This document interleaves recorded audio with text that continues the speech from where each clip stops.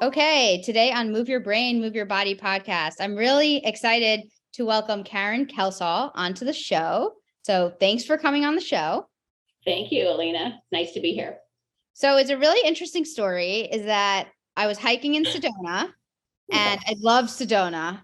People know that I love Arizona. I love specifically Sedona. I love Sedona.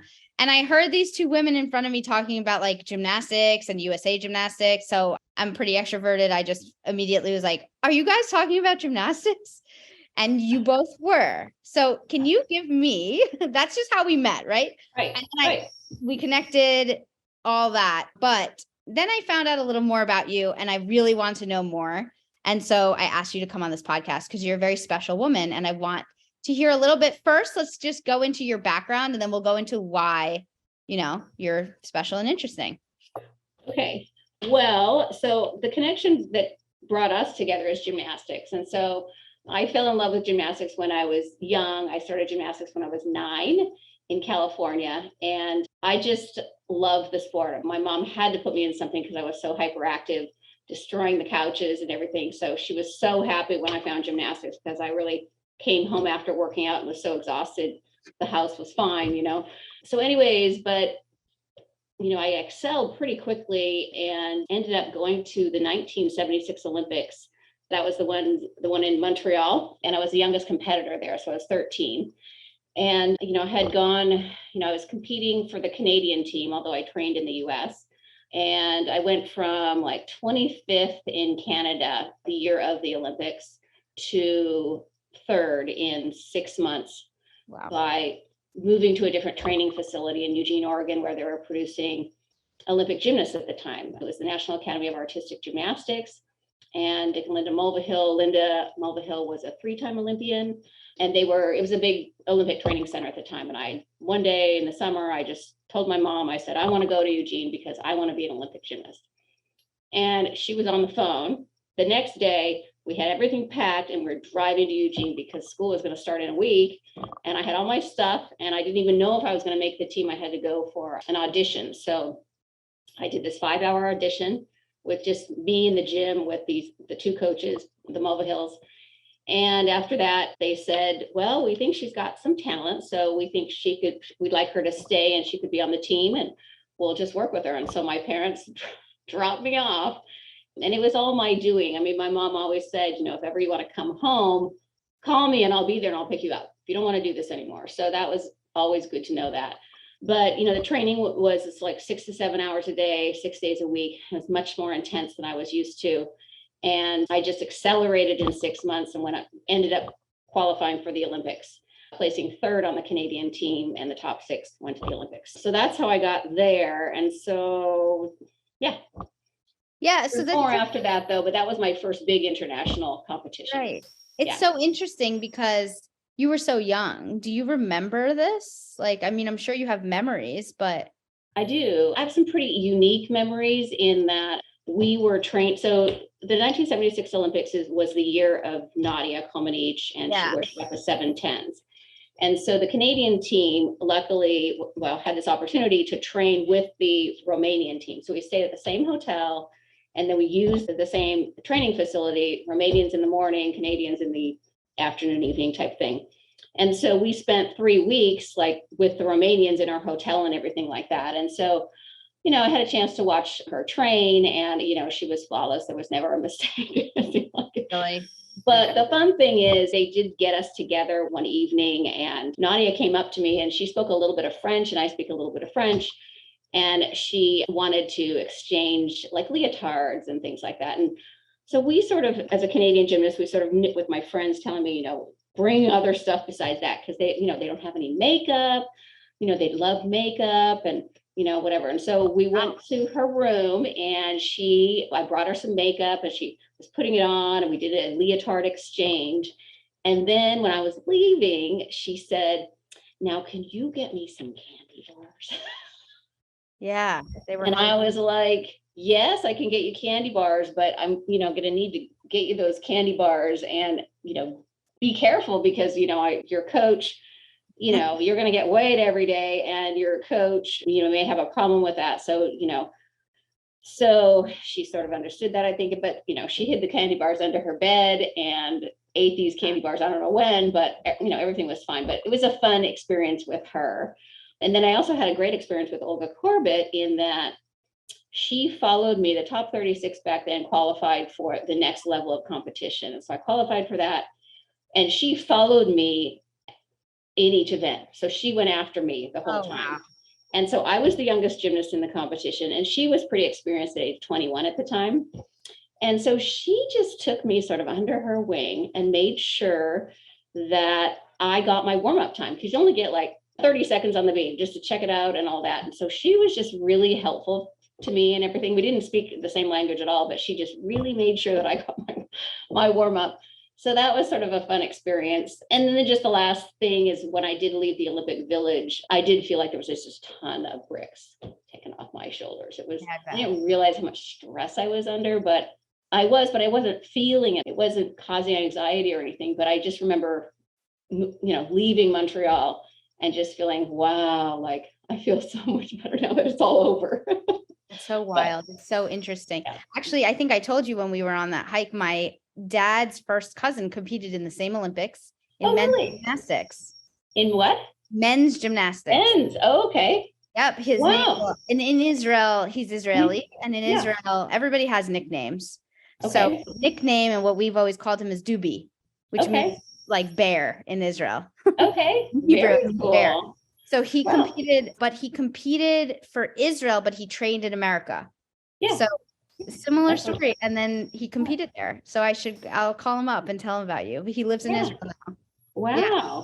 Fascinating, right? Yeah. It's interesting to connect with people who have been, at the same, Olympic Games. Same Olympic Games.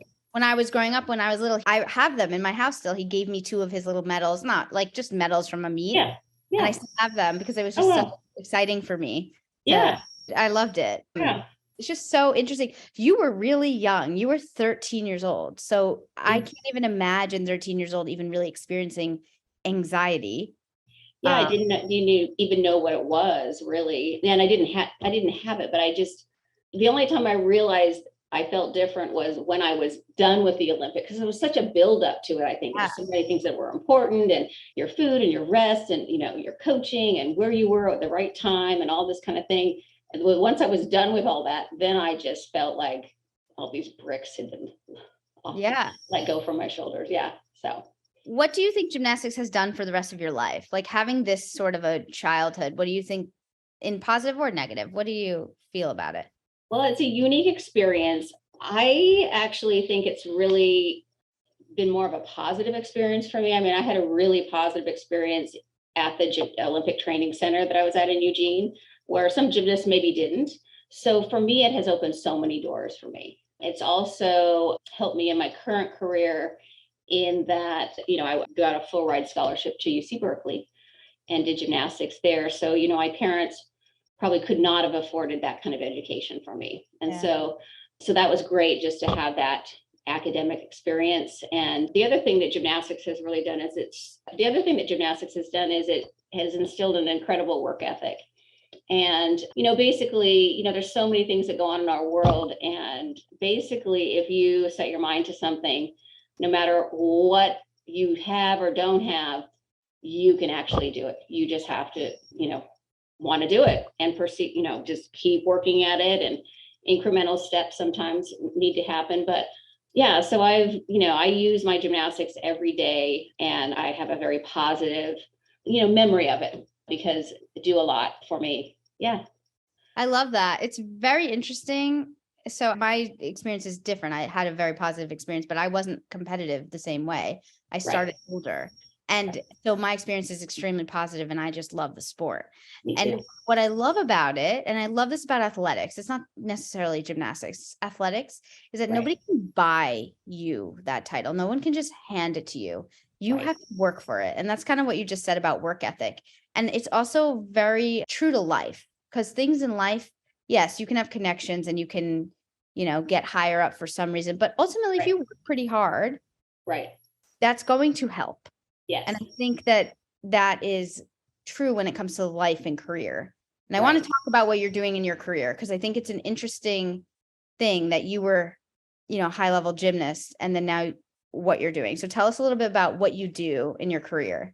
Okay, so I'm a chiropractor now, and I'm actually a sports chiropractor as well, but I'm a chiropractor first. I used to be a licensed massage therapist as well, but I'm not currently licensed because I mainly focus on chiropractic. So fine, you still have the skill set.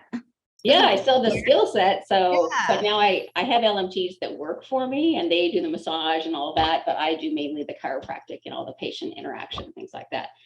And the way I got into this is that after my gymnastics career, I pursued a career in modern dance.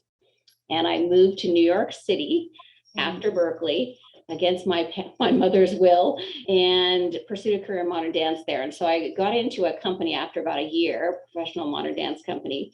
And it was a company where it was the exact opposite of ballet. So it was where the women lifted the men and the women had all the major jumping roles. Wow. Okay. And so the artistic director really loved gymnasts because gymnasts have a lot of upper body strength and they can actually lift like a guy. So I got into this company and I was, it was like my dream to do this, to, dance professionally in New York. And then we traveled all over the US and things like that too. But I did hurt my shoulder lifting a guy, and I was sent to an orthopedist. The artistic director said, "You see this orthopedist, we're concerned about your shoulder." So I went to see this doctor, and he really didn't do too much for me. He didn't touch my shoulder. He just did some range of motion, and he said, "There's nothing we can do about it. You're just going to have to rest for 3 weeks," and that was it. And then, $150 later, which was a lot for a dancer back then, and I had no help. And so my friend said to me, "You need to see my chiropractor. I know she could help you." And I was like, okay, because no one else seems to be able to help me. So I went to see this chiropractor, and she was, even smaller than I'm 5'2". She was like even very petite. And she worked with a great massage therapist. And then what she did, and in 3 weeks, she had my shoulder rehabbed, and I was able to go on this big tour. And it was just inspiring for me. And I didn't really even think about pursuing a career in chiropractic right then. But then, I went on with my life and everything. And then one day I was walking down the street in New York City, and I was trying to figure out, okay, what's next for me? What do I really want to do? Because I don't want to be a professional dancer in my 40s. So all of a sudden it just came to me. I want to be a chiropractor. I want to be like Edith, my chiropractor. I want to be what she does. So this is 5 years after Berkeley. So I had to go back. I went to Hunter College and did all my pre-med prerequisites there. And then we sort of drove around trying to figure out which chiropractic school to go to. And I ended up in Portland, Oregon, to go to the school here, which is ranked in the top 3 in the world for chiropractic education. So, and the livability of the city was the other thing that I was looking for. So in 93, moved to Portland and started chiropractic school. Wow. Yeah. And where did you grow up originally? Like, because you just went away when you were 13. So like, where were you originally born? In Canada, I'm assuming. Yeah. So born in Canada, Vancouver Island, Nanaimo, BC. And then when I was 2, my parents moved to California. And that's where I started gymnastics. Okay. In California. And so then a lot of places. Yeah. So all up and down the West Coast. And then that stint in New York City for about 5 years. Yeah. Which I love. You love New York? Yeah. In your 20s, it's so fun to live there. All the creative people that you meet. And a lot of my friends went there too. So there was a big group of us from Berkeley, especially from the dance department, that went there and pursued careers. So it was a great experience. Interesting. I loved it. Yeah. Also, going from a gymnast to dancer is also interesting because not every gymnast can do that. You have to be a certain type of gymnast to be able to do that, I think. Yes, definitely. For sure.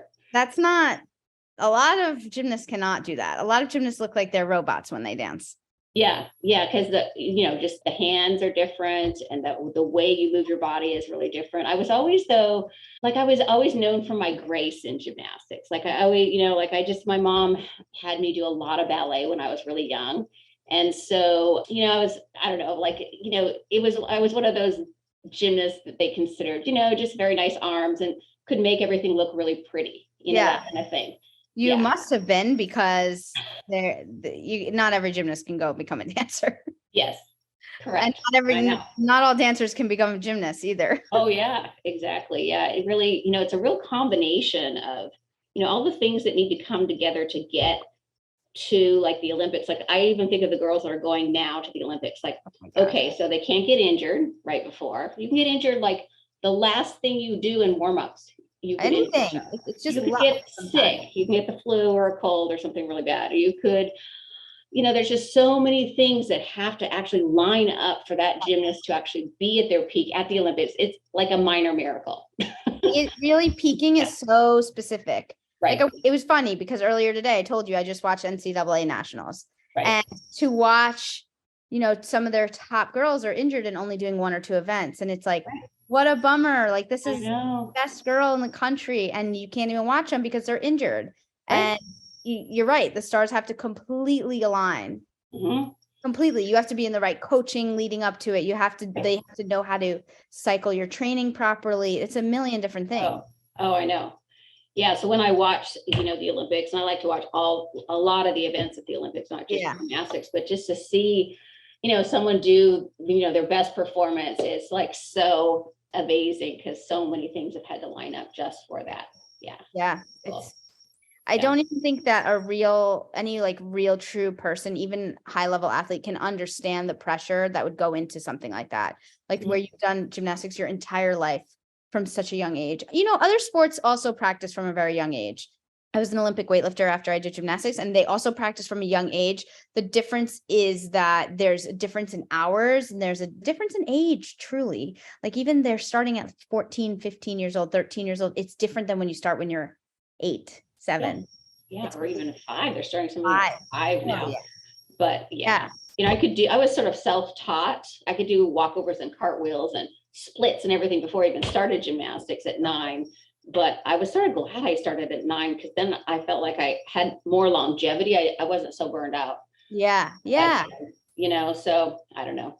Yeah. No, it's fascinating. The other thing, we'll go back to your career too, but also gymnastics wise in the 80s, 70s, 80s, it's a completely different situation than it is today. Like I've watched the bar routines you guys have done.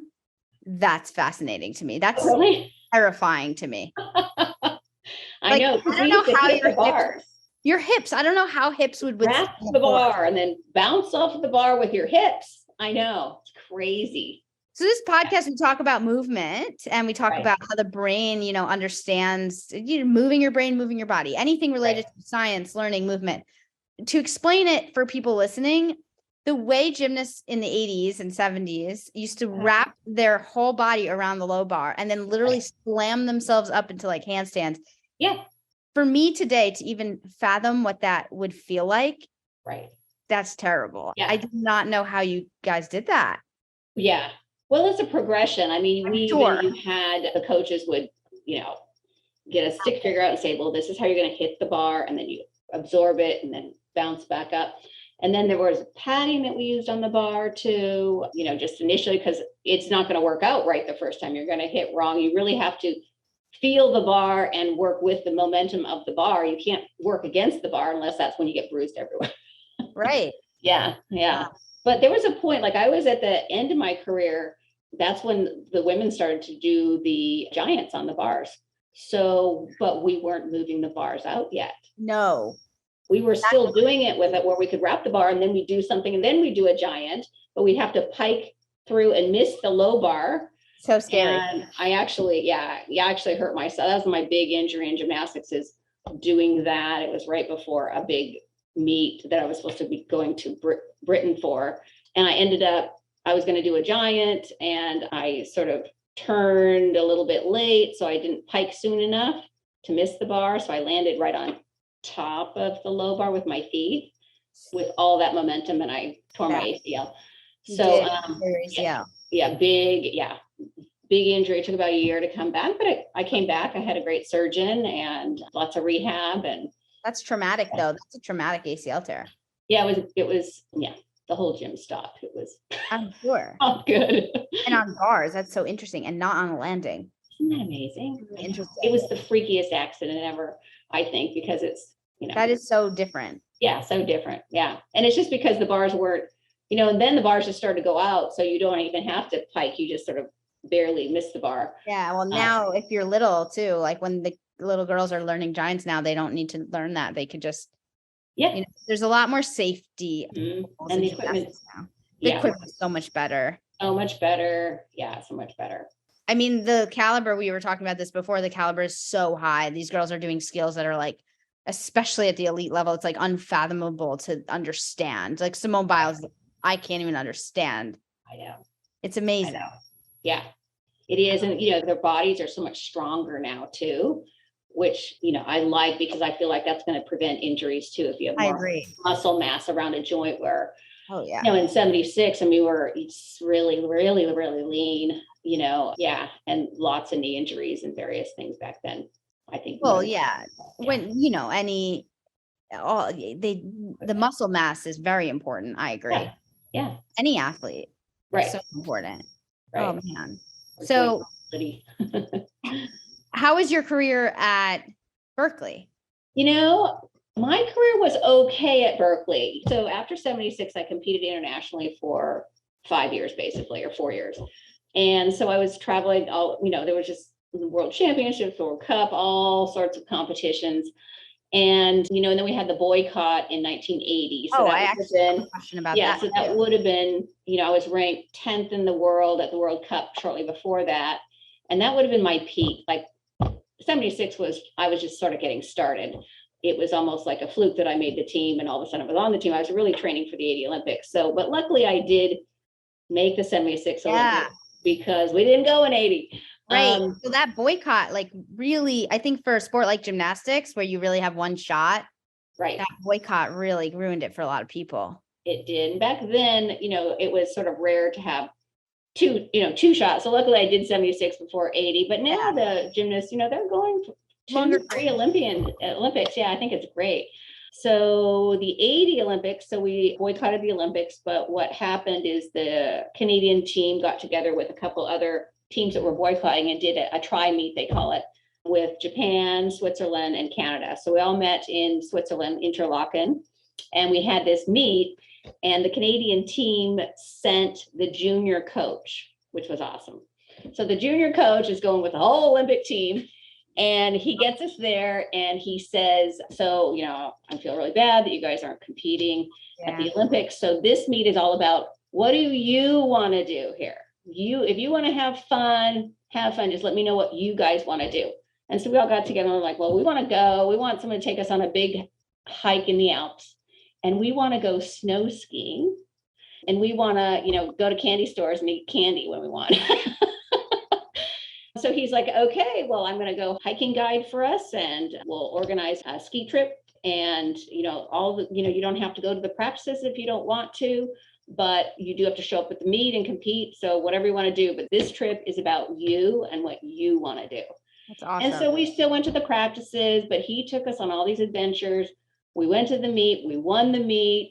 We had this amazing time. That's awesome. And it was really, really nice. It was unexpected. I didn't know that was going to happen. So anyway, so that was a good ending for me. And then I went right to Berkeley after that. And I was slightly burned out, I must say. Went from training 6 or 7 hours a day to 3 hours, 4 days a week. And, so I lost some of my, really high-end skills. And I had some weight issues because I wasn't used to eating a regular diet. Well, because gymnastics is known for, especially back then, it's just known for brutal diets. I think it's getting better now, but it is better now. And years. Say it again. It's taken years for it to I know. Right, but it is much better. So that's good. Better. So my career was okay. I was the only one that qualified for nationals from the Berkeley team. And I went to Berkeley for the academics, not for the gymnastics. So the team, we had sort of the team was sort of a compilation of a number of kids, even from like just regular recreation programs to, competing, not at an elite level. But I had a great time at Berkeley and I met some amazing people there. And so my collegiate career was, I still went to nationals, but it wasn't anything like my career before. Yeah. No, that's okay. You get life experience, right? Yeah. And all these things, like they lead into what you're doing now. And why, like we talked a little bit about why you became a chiropractor, but what do you like about the profession that kind of relates to, I guess, being a gymnast? Is there anything in it specifically? Well, the one thing that I really like about being a chiropractor is it's such a mix of science and art.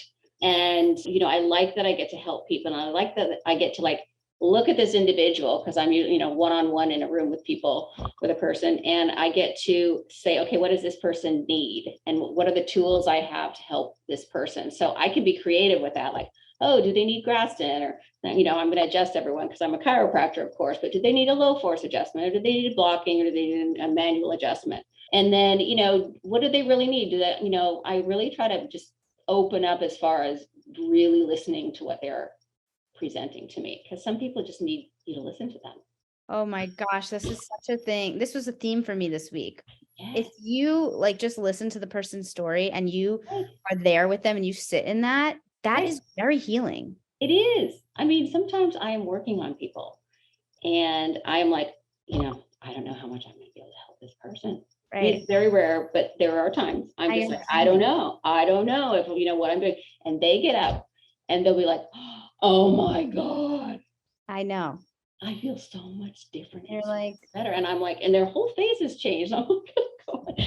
So I love that science and art of chiropractic. And I get to do that every day. And for me, because of that, I feel like there's a little bit of an endorphin release when I work with people, which is what I used to experience in gymnastics too, when you do a good routine or whatever. So that's sort of fun because I get to do that. I work 3 days a week, so I get to do that. That's what I get to do. Right. Which is awesome. Yeah. I love it. And you're working, so you're in Portland now. So Did you stay in Portland after school? Yeah, I stayed here just because I really liked Portland at the time. And, I just started practicing here, and I've been in the same place now for 25 years. Wow. And my practice has changed over time. Right now I have staff of people. Where there's a total of 3 chiropractors working in my business and 4 massage therapists. So a group of 7. And yeah, it's a female, all females. Oh, I love that. Yeah, which is awesome. And yeah, we work out of a beautiful little Victorian right on a very busy street in Portland, Oregon, Northwest 23rd. So that's sort of a fun neighborhood to work in. And yeah, so it's exciting. So if people want to come and see you in Portland, because I'm sure there are people listening, can you tell us the name of your business? And yeah, it's called a Kelsall, like my last name, Chiropractic Clinic. And it is, the address, I guess, is what you want. Or not, where they can reach you at. Do you have a website? Yeah, the website. Yeah, the website is kelsallchiropractic.com. And we have online scheduling. You can write me a note on there, all that kind of thing. Okay. But yeah. It's specific for athletes too. You work with a lot of athletes. I do work with some athletes. I wouldn't say a lot. I work with some. But I do have an extra, I'm a certified chiropractic sports physician. Oh. And so I have that little additional degree. But, what I think is most important is, the experience that I've had in gymnastics has really helped me treat the number of injuries that I work with every day, because I've had so many of these myself. Yeah. So actually, let's talk about that. You explained about your shoulder, but let's talk a little bit about what injuries you've had and what helped you as an athlete. Right. As ACL, you mentioned. Well, the ACL I had surgery on, and all the rehab, and it was interesting back then because my coach was also, so he was really interested in physical therapy, and so he talked to the doctors. And back then, in my cast, he said, "Let's put some cutouts in her cast so we can put electrodes on her quad and her calf so they don't atrophy." Wow. I had 9 casts on my leg at the time. They used to be just immobile. They just immobilize your leg. Yeah. And then what they did is, this was brand new at the time, they put a hinge. So I had a cast on the thigh, a cast on the lower leg, a hinge, and the hinge would allow me to bend and straighten my leg. So almost like what they do now with the continuous motion, after you have knee surgery. So, so we did that. So that, and then we did just a ton of PT, and he did a lot of it with me, just made sure that I was doing the right exercises and things like that. So then I've also had a pretty major shoulder injury. And what has really helped, for me, I'm not the first person, I don't jump to surgery. It's really a last resort for me. I agree. Because it's never the same after surgery. So with my shoulder, although, I could have had surgery on, I decided to go into the regenerative medicine route. And so I had, I did all sorts of PT and, all sorts of stuff beforehand, but then I did go into regenerative medicine, got some prolotherapy on it. Love that. 4 treatments once a month. And it was the most effective thing, because I felt there's a point when you have such an injury that you're, especially, I don't know, this is what I experienced anyways, and I've heard other people say about it, shoulder injury, is your shoulder feels disconnected from your body. And it just, because it's so injured and you haven't been able to lift it, the neurology's all off. So it's not sucked into your body. It's not part of you. That's just the feeling I would get anyway. So then I got the Prolo, and I mean, even my shoulder was killing me after the Prolo, because it's injection therapy, right? Yeah, I know, but I swear by it. Yeah, it's amazing. So my glenohumeral joint felt like it had been sucked into my body. And I was like, oh my God, I have not felt this in so long. Although it wasn't all better, I knew I was headed in the right direction. So I did 4 prolotherapy treatments. I actually had to hire another chiropractor to actually treat my patients. My shoulder was so sore. So I did all the chart noting, and he was my muscle. I had to take like 2 months off and just walk. But you have to sometimes, if you're struggling with something, you can't let your own health. And I think this is interesting what you're saying about practitioners, because I do it. I see it. I know that we can let ourselves take care of other people all the time. Oh, yeah. We'll let ourselves do that because we're givers, right? We want to help people. We want them to feel better. And the thing that can be detrimental is what happens when we're struggling, right? We have to take care of ourselves. Oh, yeah. Oh, yeah. That's there's one of us. So you're the healer, but sometimes the healer needs to heal first to actually heal people. So that's exactly really interesting concept. Yeah. And, over the years, I've actually, because I've done this 25 years now. And so what I've done is now I work every other day for that tissue healing between work days. Because, my job is very physical. Yeah. So, I had to deal with, having someone else work for me and standing around doing chart notes, boring part of the job. Not the fun part of the job. I want to be on the other side. I want to be doing the adjustments. But anyways, and I've had multiple sprained ankles. I've had, Achilles strains. I've had, gastroc tear. I've had almost everything. Abdominal, right? On the third Olympic trials, the final Olympic trials, I tore my abdominal muscle. Oh my God. Right before, and I had to have. Anyway, so I've had lots of the various injuries that I currently treat. And so just to have that experience with them and all of that. I'm sure it helps you really relate to people. Yeah. Because people are coming to you for similar things. So right. Exactly. It makes you get better at your job. Your story is so interesting.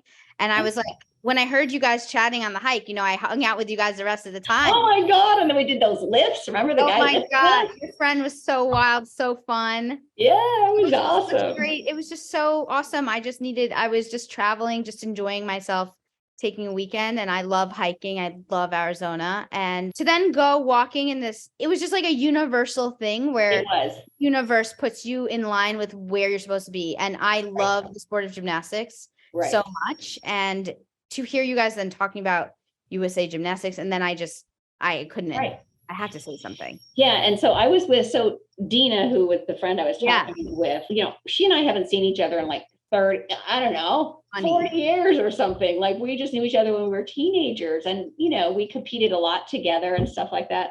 But we've been Facebook friends, Instagram friends, and she just invited, like, come to Arizona. We're going to Sedona. And I'm like, that's on my list.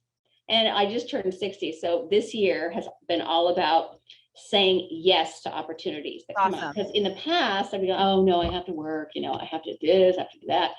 And I just kept saying yes. So in November, I went to Sedona and, met up with a whole group of people there and everything. But, Dina and Dina's, really still does acros, yoga and all sorts of amazing things. She's an inspiration to watch on Instagram and Facebook. But anyways, like we hadn't really been talking that much about gymnastics until that day that you happened to be in front of us on the trail. And then we finally got into this conversation, and then you happened to be there.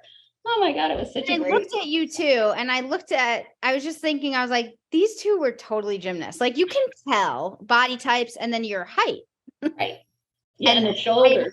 The shoulders, right? So I'm walking behind you and I was like, said something. Yeah. It was just really That's sweet. amazing, And you huh? guys were so welcoming and so sweet. And it Yeah. made my day. It was so awesome. Yeah, I mean, the just, And because Sedona gymnasts, yeah, I mean, even with Dina, like I haven't seen her in a long time. It was like we still didn't, look like gymnasts. yeah, and we didn't miss a beat. We're just Yeah. back talking about stuff, and because we've shared that unique experience, it just Yeah. connects you, and you can instantly just, Yeah. have a conversation with someone. So It's super interesting. It's also yeah, great to see that you've gone into a profession that is also like very related to right, what you did as a child. Same for me. I mean, it makes yeah, sense. It makes a lot of sense. You value human movement, value the yeah, body and what the body can do, what the brain can tell the body to accomplish. It's awesome. That's why I wanted to have you on here because you're very, I mean, this is exactly what we're talking about. We talk about what the body can do and then what the right. brain can do.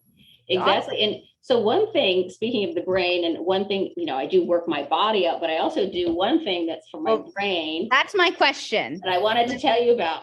And My last question is yeah, what do you do every day? okay. Sometimes, not every day, it can be Yeah, whenever, to move yeah, your brain and move your body. right. So I am a big believer in you just got to keep moving. You got to keep moving, even though, sometimes you might feel a little stiff or whatever. But as you get older, you have to move intelligently. It's all about intelligent exercise. Because if I go out and just do exercise like I'm a 20-year-old, I'm going to hurt myself and then I can't exercise. So that defeats the purpose. So intelligent exercise is what I try to remember to do. So what I do is, I do Pilates. I used to do Pilates I've been doing Pilates for 15 years. And I used to do it once a week because I did have a pretty bad back injury. And that was the only thing that got me out of it. It took a year, but it really did finally stabilize my back. So then I started doing it once a week, and now I'm just doing it every other week, private Pilates class on the machines. Nice. And then I weight train with a little bit of 20 minutes of, not a lot of cardio, 20 minutes of cardio on the elliptical because I don't want to, pound my joints together. And then I do mainly an upper body workout and some core. And then those are my off days, Tuesdays and Thursdays, I do that. And then in the evening on Tuesdays and Thursdays, I have joined a synchronized swimming team. Oh, I love that. Yeah. So I've been doing this for 6 years now, and it's in the evening. So I do a double workout on Tuesdays and Thursdays, but it's mainly for my brain because it's choreography. And, you have to learn the choreography. And, I grew up with a pool in my backyard, so I'm very comfortable in the water. But it was a big learning curve to go from gymnastics dance to then doing stuff in the water upside down and all of that. There's all the technique that they, the different sculling techniques they do. So it took a little bit, but so I do that and I really like it. We go to one competition a year. We go to Masters Nationals. So cool. And it's held in different places. This year it's in Arizona. When is it? It's usually the third week in October every year. Oh, nice. Yeah. So I'm on a team in Arizona. Yeah, no, it's going to be great. I mean, this pool's an outdoor pool, so that's nice. But I'm on a 50s team where the oldest person on my team is 78. Wow. Yeah. And we have one guy on our team. So that's sort of cool too. He's a water polo player. He's younger. He's 20, but he's just learning synchro. So he's on our team. So I do that for my brain mainly and cardio because it is a lot of cardio holding your breath like that. Yeah. And then is there anything else I do? Oh, I do yoga once a week. And I also, at least once a week, I have a dog, but I walk her, but I go on a bigger, longer walk with some friends. We started it through COVID, like just meeting and somewhere in Portland, and we go on like a 2-hour walk. So love it. This is exactly what it's like to be like a lifelong person who takes lifelong athlete or a person who just takes care of yourself throughout your life. This is like what I'm all about. Right. Yeah. And it's, it's important to vary what you do. Like you can't just always do the same thing. You got to challenge your brain, challenge your body, challenge your muscles differently. And that way it creates that balance that is important, especially as you get older. Amazing. Yeah. You already told us how people can reach you. I'm going to put it in the links in this episode. Okay. But thank you so much for coming on my podcast. Yeah, thanks, Alina. I love following you and I love the work you're doing. And one day I'd love, I want to take one of your things or class We'll plan it. Yeah, that'd be great. So, because I love to learn about the body and you do very unique things I've been noticing. So it's very different than what I do, a lot of breath work and things like that. So I'd love to learn about that. I mean, I think you would love it, to be honest. Okay. Awesome.